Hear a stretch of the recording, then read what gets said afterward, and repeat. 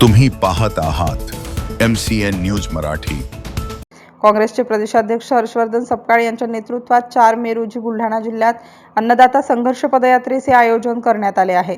शेतकरी, कष्टकरी, शेतमजूर आणि तरुणांच्या विविध मागण्यांसंदर्भात शासन दरबारी मांडण्यासाठी आयोजित करण्यात आलेली ही पदयात्रा जळगाव जामोद तालुक्यातील मानेगाव येथून सकाळी 9 वाजता सुरू होणार आहे। 17 किलोमीटरचा प्रवास करून जळगाव जामोद शहरामध्ये या पदयात्रेचा समारोप केला जाणार असून या पदयात्रेमध्ये तरुणांसह शेतकऱ्यांनी मोठ्या संख्येने सहभागी होण्याचे आवाहन काँग्रेस नेते संदीप शेळके यांनी केले आहे।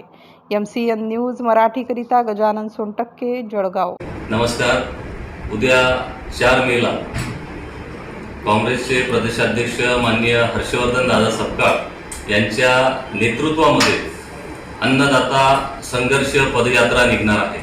बुलढाणा जिल्ह्यामधील जळगाव जामोद तालुक्यातील मानेगाव ते जळगाव जामोद अशी 15 किलोमीटरची ही पदयात्रा राहणार आहे। आज रोजी जिल्ह्यामध्येच नव्हे तर संबंध महाराष्ट्रात शेतकरी, कष्टकरी, युवक, महिला यांना वेगवेगळ्या समस्यांना सामोरं जावं लागतं। या पदयात्रेमध्ये शेतकऱ्यांचा सातबारा तात्काळ कोरा झाला पाहिजे। पूर्णपणे कोणतेही अट व निकष न लावता कर्जमाफी मिळाली पाहिजे, ही महत्त्वाची मागणी राहणार आहे।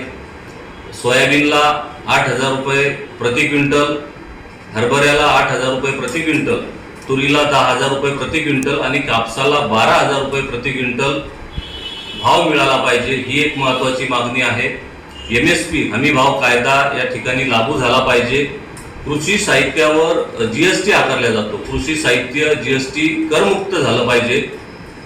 आदिवासींना स्थानिक पुरावे ग्राह्य धरून जातीचे दाखले मिळाले पाहिजे, ही सुद्धा एक महत्त्वाची मागणी आहे। केंद्र सरकारने जी ट्रेड डील केलेली आहे, या ट्रेड डीलच्या माध्यमातून इथल्या सर्वसामान्य नागरिकांचं आणि शेतकऱ्यांचं फार मोठं नुकसान होणार आहे। ती ट्रेड डील सुद्धा रद्द झाली पाहिजे। आज आपण बघतो की गॅसची दरवाढ आहे, पेट्रोल डिझेलची दरवाढ आहे, त्याच्यासोबत त्यांची टंचाई सुद्धा आहे। तर यावर ही दरवाढ रद्द होऊन टंचाई दूर झाली पाहिजे, ही सुद्धा एक महत्त्वाची मागणी आहे।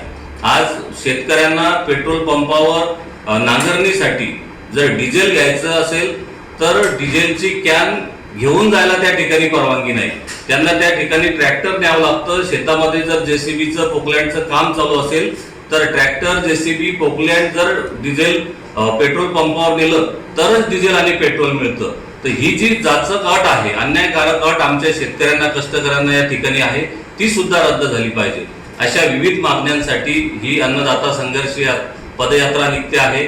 यामध्ये प्रदेश काँग्रेसचे विविध पदाधिकारी, ज्येष्ठ पदाधिकारी, खासदार, आमदार यामध्ये सहभागी होणार आहेत। शेतकऱ्यांना न्याय मिळाला पाहिजे यासाठी ही पदयात्रा महत्त्वाची आहे। मी जिल्ह्यातील नागरिकांना, शेतकऱ्यांना आणि युवकांना सुद्धा आवाहन करतो की आपण या पदयात्रेमध्ये मोठ्या संख्येनं सहभागी व्हावं। धन्यवाद।